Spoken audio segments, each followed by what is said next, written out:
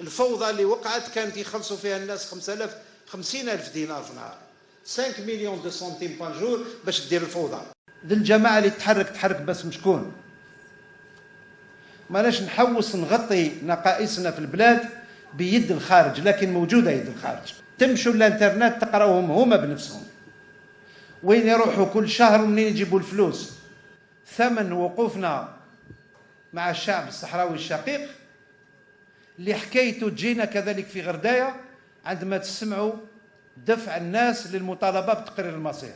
هناك جماعه في الجزائر في ولايه غردايه بالاحرى اشخاص عندهم قريب 10 سنين هما يراسلوا ويمشوا ويحاوروا ويتكلموا على قمع الاقليه الاباضيه، ويطالبوا بالتدخل الاجنبي لضمان حق تقرير المصير في منطقه غردايه.